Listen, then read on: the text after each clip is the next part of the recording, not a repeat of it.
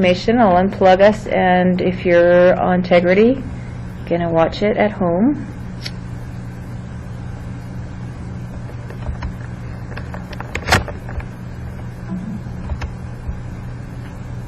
The human eye has many of the features of a camera, using the lens to focus light. The cornea of the eye bends light rays and is primarily responsible for forming the image on the retina, the receptive surface inside the back of the eye. The visual image focused on the retina is inverted top to bottom and reversed right to left. The part of the world that you can see without moving your head or eyes is called your visual field. Each eye sees only a portion of this visual field. The visual field can be divided into right and left visual hemifields. The right visual hemifield is seen by the temporal left retina and nasal right retina, while the left visual hemifield is seen by the nasal left retina and the temporal right retina. Okay, that's very jargony. So let's just stop it for a minute. Let me just put this back in. Okay, that's a lot of jargon there, so let's kind of take it through.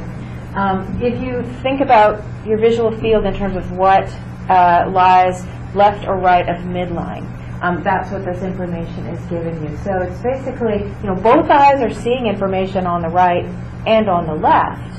However, it can be broken down into the different parts of the retina, whether it's the temporal or the nasal hemiretina. So for the left eye, the nasal hemiretina is seeing this portion of the left visual field, while the temporal hemiretina of the right eye is seeing this portion of the visual field. Yeah. So does this mean that the temporal retina and hemiretinas on both sides actually have a smaller portion? Because, I don't know, just from the image it looks like that. Because that's a good question, and it's not really clear from this whether there's overlap, like whether this only includes this slice, or whether it includes the whole, green section, and I'm not actually sure what the answer is there.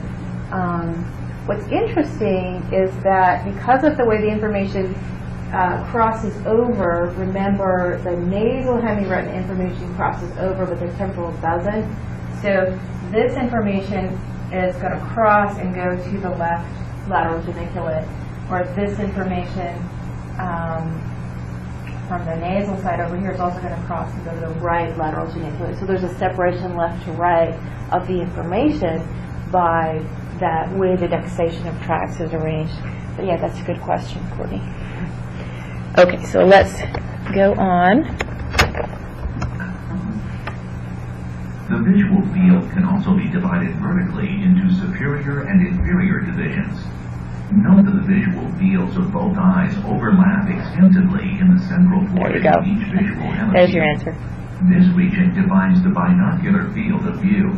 Vision in the periphery of the field of view is strictly monocular, mediated by the most medial portion of the knee. Okay, I was being dumb there. Thank you. There's obviously a binocular portion where both eyes are seeing it. We've got people in here that study that specifically. So this is they're both seeing this portion, and that's where you can get depth information. So you can't really get good depth information in your peripheral vision. That's what that tells you, but you can get good depth information in the central portion. I'm still sleepy, I guess. The nasal retina. The center of the visual field projects its image onto the foveal region of the retina. On the retina, the highly specialized fovea has a dense concentration of small diameter cones and a one-to-one relationship between the cones and the bipolar and ganglion cells. Visual acuity is therefore especially high in this region. Now let's examine the pathways from the retina into the brain. This diagram shows a view of the base of the brain as seen from below. Note that in this view, the position of the two eyes is reversed. The axons of retinal ganglion cells exit the retina via the optic nerve. The optic nerve exits the eye in a region called the optic disc. Because there are no receptors in this region, nothing can be seen in the corresponding part of the visual field. This blind spot does not appear as a dark spot. Rather, it is simply a region from which we cannot obtain visual information. The optic nerves cross at the optic chiasm, which is located just anterior to the stalk of the pituitary gland.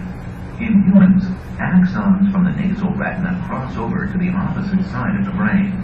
Axons from the temporal retina project to their own side of the brain.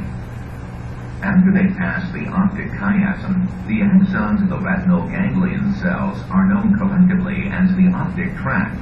Note that information from the left visual field is carried in the right optic tract, and information from the right visual field is carried in the left optic tract.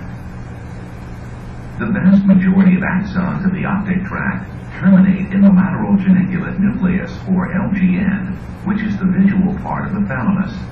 However, the axons of retinal ganglion cells also project to several other brain regions. Some axons of retinal ganglion cells extend to the superior colliculi, a paired structure on the roof of the midbrain.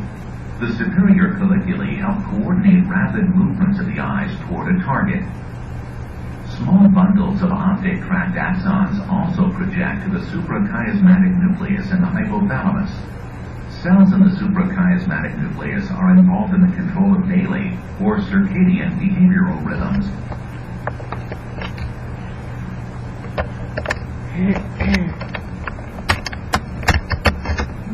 Okay, it's important to note here that there's a separate visual pathway for information about light and dark that programs circadian rhythms. And when we get to our very last section, we'll be focusing on sleep and circadian rhythms. And we do not actually need our visual pathways to be intact. We don't need to see to be able to sense circadian rhythms because there are these specific tracts that go straight to the suprachiasmatic nucleus.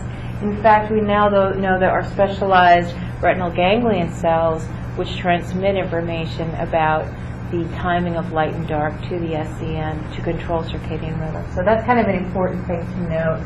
I'm going to try to have time to show you a film about some cases of brain damage, and this will sort of, you'll see how important and how it makes sense in looking at those cases. So. Related to the light-dark cycle.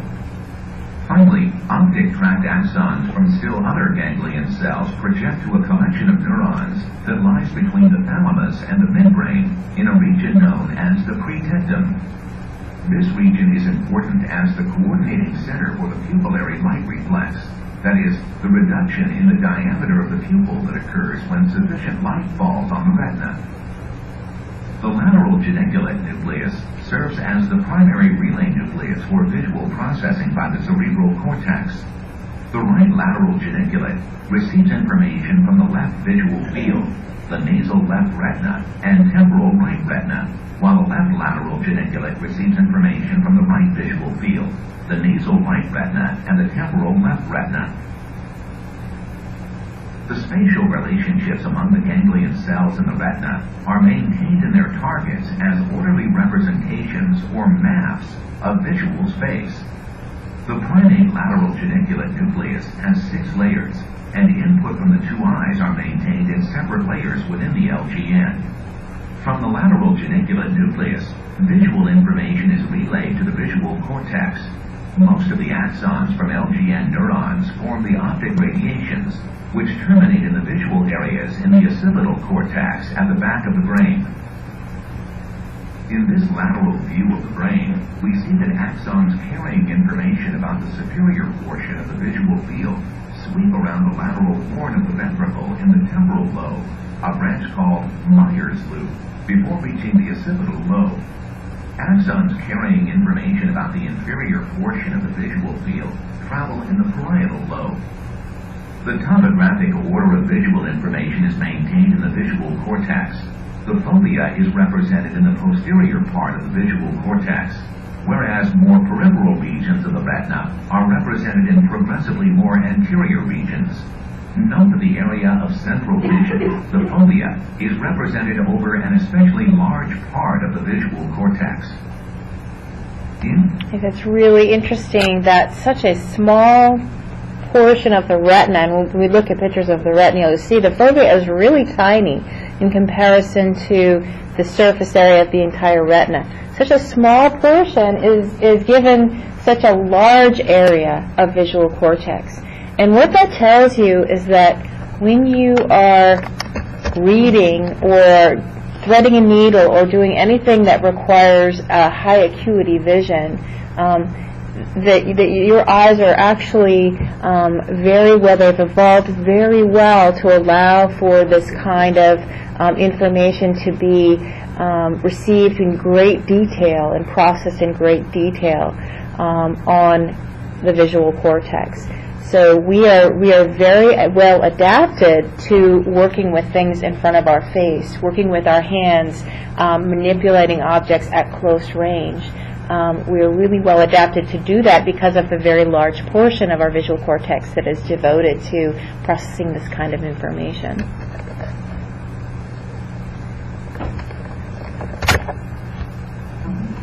Inputs from the two eyes converge at the cortical level, making binocular effects possible.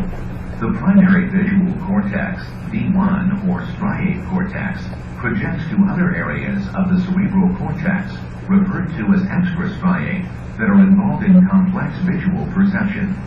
The dorsal stream, which includes the middle temporal area, leads from striate cortex into the parietal lobe. This system is thought to be responsible for spatial aspects of vision, such as the analysis of motion and positional relationships between objects in the visual scene. Another system, the ventral stream, leads from the striate cortex into the inferior part of the temporal lobe. This system is thought to be responsible for high-resolution form vision and object recognition. So some things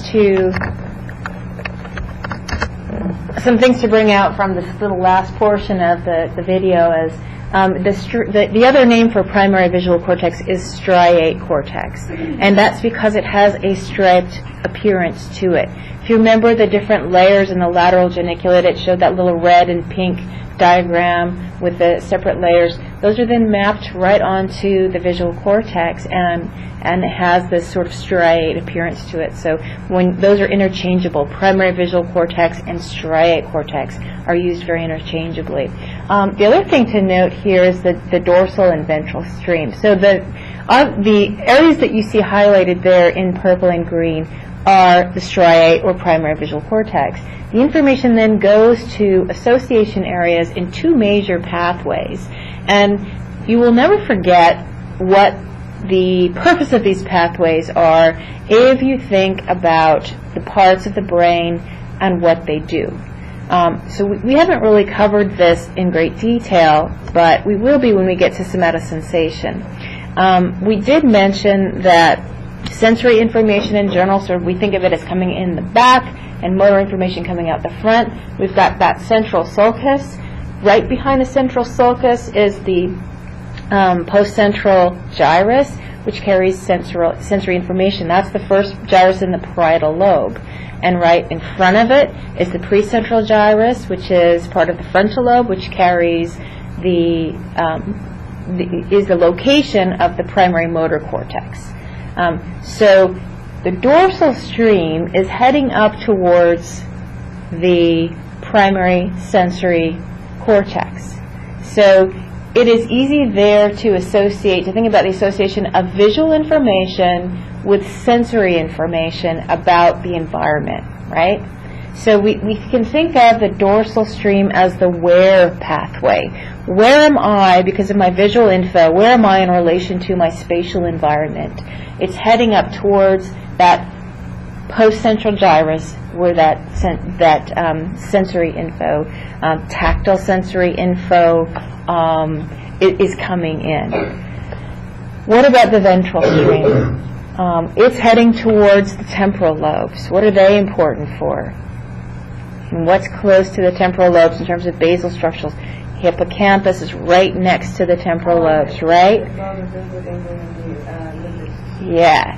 So there's memory structures there, there's hearing there, and the association of words with meanings and things like that. So we can think of the ventral stream as the what pathway, integrating visual information with what is it?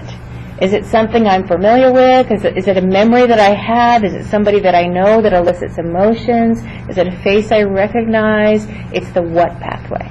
So in Crop disorder, the ventral stream is damaged. That's correct.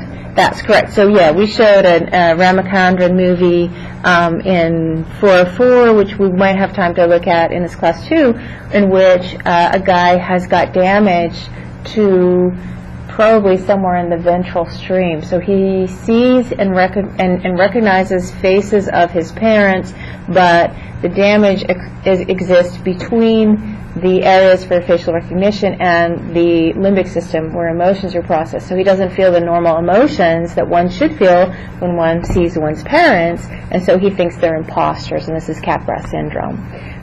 So yeah, that's also a good way to kind of remember that ventral stream is about what does it mean to me, what is its name, and what kind of feelings does it elicit. So he doesn't have the emotional response, which makes him think they're imposters, but can he recognize, can he recall what his parents look like? Yeah, he sort of says, these people look exactly like my parents, but they're not my parents. Okay. And this is subsequent to a car accident, basically, with a head injury. And this is kind of a rare but very, very interesting syndrome. Hopefully we'll have time to show that vignette. The transcript of it is on Blackboard. It's called Secrets of the Mind. I think that's what it's called. And there are several in there. And this is the Capgras syndrome is about a guy named David. So if you want to read the transcript in case we don't have time to look at it, it's up on Blackboard. And read the part about David. Okay, back to slides. Another animation. And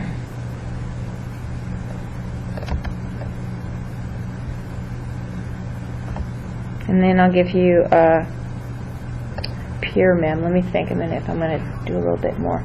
Yeah, after this one we'll do a peer mem.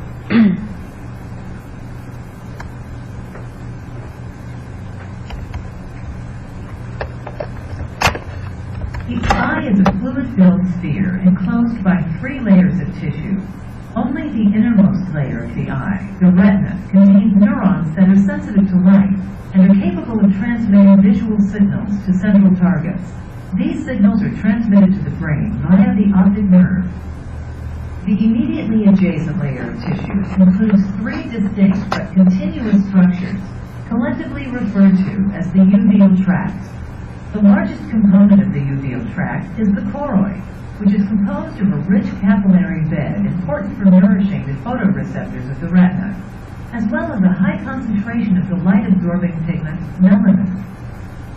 Extending from the choroid near the front of the eye is the ciliary body, a ring of tissue that encircles the lens and consists of a muscular component that is important for adjusting the refractive power of the lens.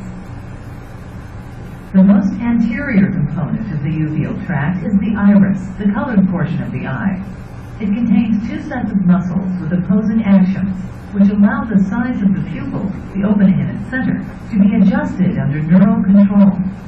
The sclera forms the outermost tissue layer of the eye and is composed of a tough white fibrous tissue. At the front of the eye, however, this opaque outer layer is transformed into the cornea, a specialized transparent tissue that permits light rays to enter the eye. Beyond the cornea, light rays pass through 2 distinct fluid environments before striking the retina. In the anterior chamber, just behind the cornea and in front of the lens, lies aqueous humor, a clear watery liquid that supplies nutrients to both of these structures. The space between the back of the lens and the surface of the retina is filled with a thick gelatinous substance called the vitreous humor. In addition to maintaining the shape of the eye, the vitreous humor contains phagocytic cells that remove blood and other debris that might otherwise interfere with light transmission. Beyond efficiently transmitting light energy, the primary function of the optical components of the eye is to achieve a focused image on the surface of the retina. The cornea and the lens are primarily responsible for the refraction, or bending of light that is necessary for the formation of focused images on the photoreceptors of the retina. When viewing distant objects, the lens is made relatively thin and flat and has the least refractive power. When focusing on a nearby object, the lens becomes thicker and rounder and has the most refractive power. These changes result from the activity of the ciliary muscles that surround the lens. Dynamic changes in the refractive power of the lens to form a sharp image on the retina are referred to as accommodation. Using an ophthalmoscope, the inner surface of the retina, or fundus, can be visualized through the pupil. Numerous blood vessels, both arteries and veins, fan out over the inner surface of the retina. These blood vessels arise from the ophthalmic artery and vein, which enter the eye through a whitish circular area known as the optic disc, or optic papilla. The optic disc is also the site where retinal axons leave the eye and travel through the optic nerve to reach target structures in the brain. This region of the retina contains no photoreceptors, and because it is insensitive to light, produces the perceptual phenomena known as the blind spot. Another prominent feature of the fundus is the macula lutea, an oval spot roughly 1.5 millimeters in diameter and located near the center of the retina. The macula is the region of the retina that supports high visual acuity. Acuity is greatest at the center of the macula, a small depression or pit in the retina called the fovea. The restriction of highest acuity vision to such a small region of the retina is the main reason humans spend so much time moving their eyes and heads around, in effect, directing the foveas of the two eyes to objects of interest. The rapid oriented movements of the eye are called saccades. Now, saccades are so rapid we're not even aware of them. But if you were to do like a 10-second tracing of your eyes looking at somebody's face, you would see your eyes actually travel all over that face in rapid movements. Like this eye, they go from this eye to this eye to the forehead to the chin to the mouth, back to the eyes. They spend a lot of time around the eyes, actually, when you look at face. And those rapid movements are called saccades. And the information from each position at which the eye sort of stops and focuses is all integrated with us not even being aware of it. So saccades occur without our trying, sort of involuntarily. Let's do a pure mem, and then I'll see how much time there is. I might do another couple of slides if there's time or not. Let's see how it goes. And it's actually a handout, so close your books and notes. And what I'm going to ask you to do is label, you can draw a line or whatever, label each of the structures that are listed. And I'll pick up your test. Just put your test in the two cards at the top of the table up and down.